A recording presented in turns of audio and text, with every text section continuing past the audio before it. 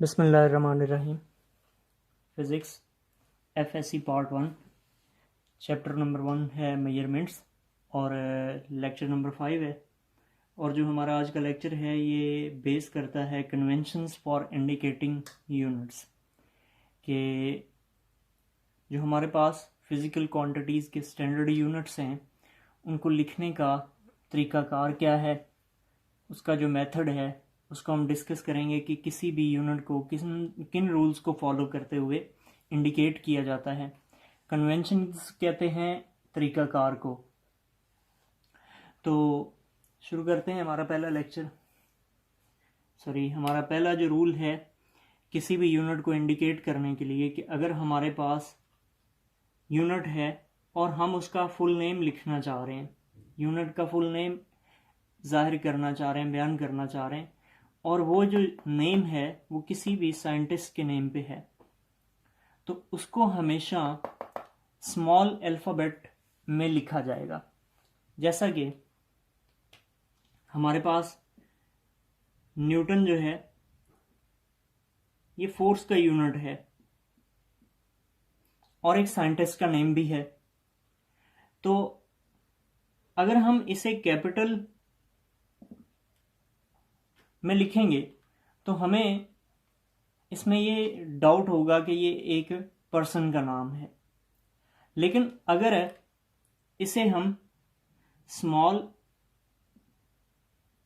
Alphabet में लिखेंगे तो हमें ये कन्फ्यूजन नहीं रहेगी कि ये किसी पर्सन का नाम है या किसी यूनिट का नाम है। मिसाल के तौर पे अगर मैं कहता हूँ 5 यूनिट्स, 5 न्यूटन और 5 न्यूटन, तो इन दोनों में से जो बेस्ट वे है किसी भी यूनिट को एक्सप्रेस करने का वो ये है, और ये तरीकाकार गलत है। मिसाल के तौर पे अगर आप कोई बुक पढ़ रहे हैं तो आपको इस तरह से लिखा हुआ मिलता है 5 न्यूटन, तो ये वहाँ पे आपके लिए कन्फ्यूजन पैदा हो जाएगी कि 5 न्यूटन जो है ये 5 न्यूटन जो हैं वो पर्सनस हैं या कोई भी एक यूनिट है। तो इस कन्फ्यूजन को दूर करने के लिए किसी भी यूनिट का पूरा नेम जो किसी भी साइंटिस्ट के नेम पे आता है उसे हम स्मॉल अल्फ़ाबेट के अंदर डिनोट करते हैं। लेकिन मज़े की एक और बात कि हमारे पास टेम्परेचर का एक जो यूनिट है सेल्सियस,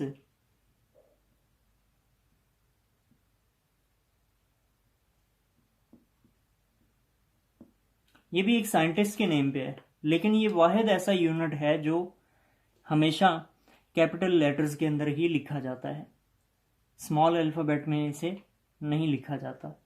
तो इसकी रीज़न क्या है ये आपको खुद ट्राई करना होगी, गूगल करके सर्च करें, ये मैं आपको नहीं बताऊंगा। दूसरा जो इसका रूल है कि किसी भी यूनिट का सिंबल जो कि किसी भी साइंटिस्ट के नेम पे हो हमेशा उसे कैपिटल अल्फ़ाबेट में लिखा जाएगा। The symbol of unit named after a scientist is written in upper case letter. मिसाल के तौर पे यही एग्जांपल ले लेते हैं कि 5 न्यूटन या 5 न्यूटन, तो इन दोनों में से कौन सी क्वांटिटी जो है वो करेक्ट है, तो यकीनन ये वाली क्वांटिटी करेक्ट है। जब हम सिंबल लिखेंगे किसी भी यूनिट का तो वो जो सिंबल है वो किसी साइंटिस्ट के नेम के ऊपर आता है तो उसे हमेशा कैपिटल लिखा जाएगा। वो क्यों कि अगर हम उसे भी स्मॉल लिखेंगे तो हमारे पास एक प्रीफिक्स है नैनो, उसके लिए भी सिंबल क्या यूज़ होता है, स्मॉल n। तो यहाँ पे ये कन्फ्यूजन पैदा हो जाती है। तो इस कन्फ्यूजन को दूर करने के लिए हमारे पास जो सिंबल्स हैं किसी भी यूनिट के जो कि किसी भी साइंटिस्ट के नेम पे आते हैं उनको हमेशा कैपिटल लिखा जाता है। फिर इसका तीसरा रूल ये है कि ये आपकी बुक के अंदर गिवन नहीं है, लेकिन ये आपके लिए एक नई सीखने की चीज़ होगी और ये इसको आपने ज़रूर फॉलो करना है कि plurals can't effect the symbol. Plurals जो हैं वो सिंबल को इफेक्ट नहीं करते। मिसाल के तौर पे कि अगर हम कहते हैं 1 न्यूटन तो ये सिंगुलर है। लेकिन अगर यही यूनिट हमारे पास क्वांटिटी में या न्यूमेरिकल वैल्यू इसकी इंक्रीज कर जाए, तो अगर हम इसे 5n लिखेंगे तो हमें ये लग रहा होगा कि ये भी सिंगुलर है। तो हम क्या गलती करते हैं कि यहाँ पे इसे प्लूरल बनाने के लिए s डाल देते, जो कि गलत है। तो इस वजह से आपके पास न्यूमेरिकल वैल्यू जितनी भी इंक्रीज कर जाए, तो सिंगुलर के लिए भी और प्लूरल के लिए भी एक ही तरह का सिंबल यूज होता है। तो लिहाजा जो प्लूरल्स हैं वो किसी भी सिंबल को इफेक्ट नहीं करते। अब रूल नंबर 4 है कि प्रीफिक्सेस जो हैं should be used before units. किसी भी क्वांटिटी के अंदर जो यूनिट्स होते हैं, अगर उसमें हम प्रीफिक्स यूज कर रहे हैं, उस क्वांटिटी के अंदर प्रीफिक्स यूज कर रहे हैं, तो प्रीफिक्स जो है किसी भी यूनिट से पहले लिखे जाने चाहिए। मिसाल के तौर पे अगर मैं कहता हूं 5 किलोमीटर, तो इसमें जो हमारा किलो है ये एक प्रीफिक्स है जो कि यूनिट से पहले लिखा गया। तो हमेशा प्रीफिक्सेस जो हैं वो यूनिट से पहले लिखी जानी चाहिए। फिर इसका रूल नंबर 5 है। रूल नंबर 5 ये कहता है कि compound prefixes are not allowed. तो किसी एक क्वांटिटी के अंदर एक से ज्यादा प्रीफिक्सेस जो हैं वो अलाउ नहीं है। वो किस तरह? अगर मैं कहता हूं कि 5 किलोमीटर, तो अगर हम देखें तो यहां पे हम डबल प्रीफिक्स यूज कर रहे हैं, तो ये गलत है। तो इसे अगर हम लिखना चाहेंगे तो एक ही प्रीफिक्स में, किसी भी क्वांटिटी के अंदर यूनिट के साथ सिर्फ और सिर्फ एक प्रीफिक्स यूज हो सकती है। डबल प्रीफिक्स जो है वो यूज, या कंपाउंड प्रीफिक्स है वो यूज नहीं होगी। तो इसे इस फॉर्म में लिखा जाएगा 5 मेगामीटर। ठीक है, तो कंपाउंड प्रीफिक्सेस जो हैं वो अलाउ नहीं की जाती। फिर don't let the space between unit and prefix. Prefix और यूनिट के दरमियान हमने कोई भी स्पेस जो है वो जगह जो है वो नहीं छोड़नी। मिसाल के तौर पे अगर मैं लिखता हूं 5 किलो और मीटर थोड़ा सा दूर करके लिख देता हूं, तो ये गलत है। तो इसके दरमियान जो स्पेस आ रही है, ये गैप आ रहा है, गैप आपने नहीं छोड़ना है। इसे इस तरह से लिखना है 5 किलोमीटर, हमेशा एक दूसरे के क्लोज करके। अब इसका रूल नंबर 7 है,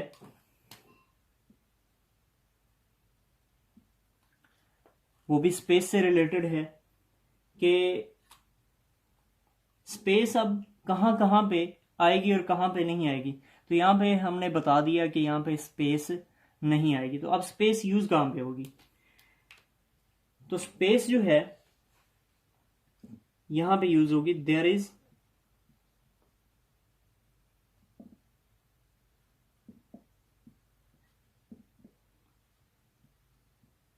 always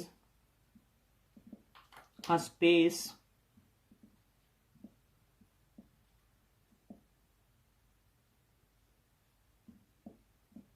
between numerical value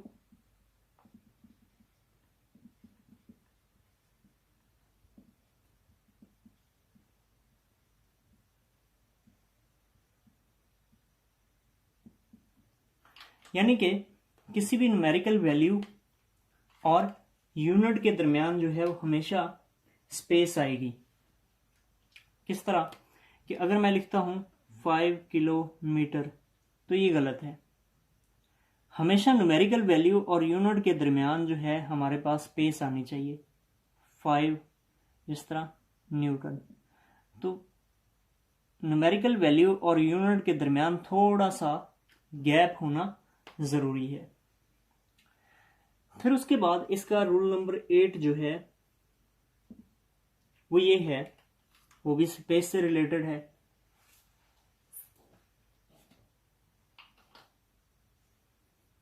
there is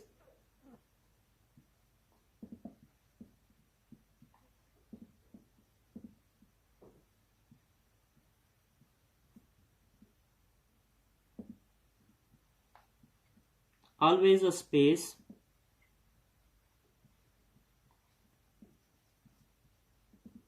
between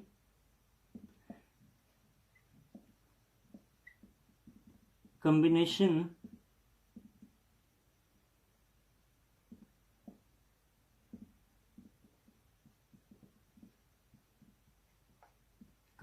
of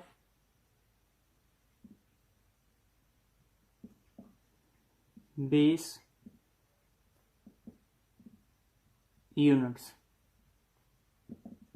यानी कि किसी भी बेस यूनिट के साथ अगर कोई दूसरा यूनिट आ रहा है तो उसके दरमियान थोड़ी सी आपने स्पेस छोड़नी है। मिसाल के तौर पे 6 न्यूटन मीटर, अगर इस तरह से लिखा होगा तो इस तरह से ये गलत होगा। 6 न्यूटन मीटर, तो चूंकि मीटर जो हमारा एक बेस यूनिट है तो इसके साथ कोई और यूनिट आ रहा है तो बेस यूनिट और दूसरे यूनिट के कॉम्बिनेशन के साथ हमेशा इन दोनों के दरमियान थोड़ा सा गैप यानी कि स्पेस लाजमी होनी चाहिए। अब इसका रूल नंबर 9, रूल नंबर 9 क्या कहता है कि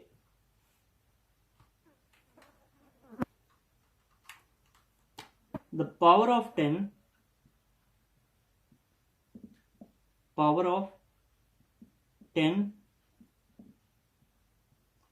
and prefix cannot be used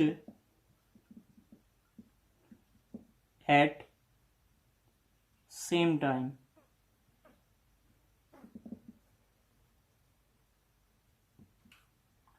यानी कि पावर ऑफ 10 जो है और एक प्रीफिक्स जो है ये सेम टाइम पे हम यूज नहीं कर सकते। मिसाल के तौर पे 5 मल्टीप्लाई बाय 10⁻² किलोग्राम्स, तो इसमें अगर हम देखें तो हम प्रीफिक्स भी यूज कर रहे हैं और पावर ऑफ 10 भी यूज कर रहे हैं, तो लिहाजा ये चीज गलत है। तो इसे किस तरह से लिखा जाएगा कि सॉल्व करेंगे इसे 5 मल्टीप्लाई बाय 10⁻² मल्टीप्लाई बाय के जो है किलो, प्रीफिक्स ये किसके इक्वल होता है 10⁻³ ग्राम्स। तो आपस में जब ये मल्टीप्लाई होंगे तो इनकी पावर्स आपस में प्लस हो जाएंगी, तो 5 मल्टीप्लाई बाय 10⁻5 ग्राम्स। तो लिहाजा कोई भी प्रीफिक्स और पावर ऑफ 10 जो है इसे हम यूनिट के साथ at the same time use नहीं कर सकते। अब इसका रूल नंबर जो 10 है,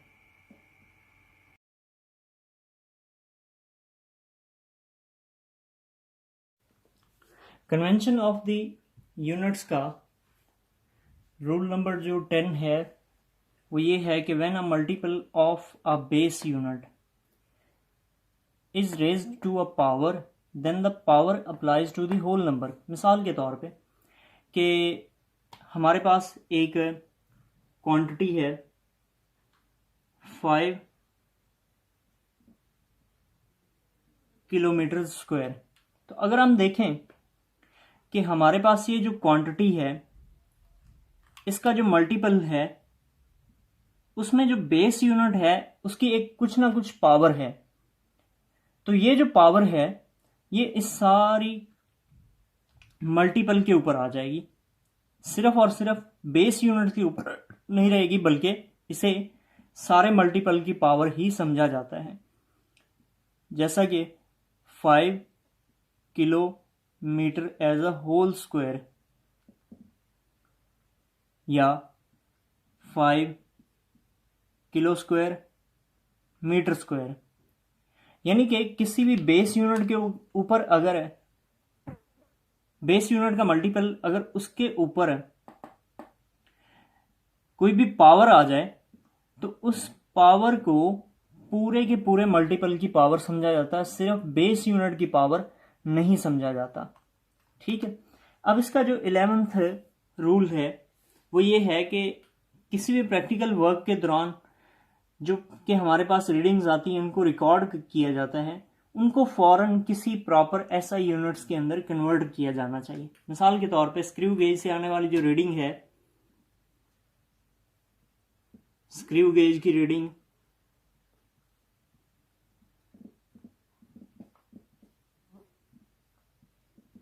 उसे हम मिली मीटर के अंदर शो करेंगे, और जो मैस कैलोरीमीटर है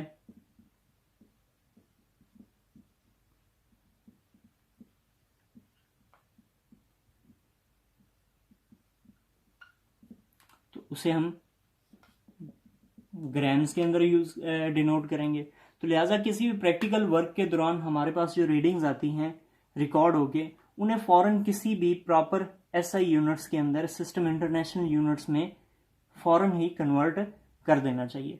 तो ये तो हमारा आज का लेक्चर, जो कि कन्वेंशंस फॉर इंडिकेटिंग यूनिट्स के ऊपर बेस करता है। तो इससे नेक्स्ट लेक्चर में हम एरर्स और अनसर्टेनिटीज की बात करेंगे।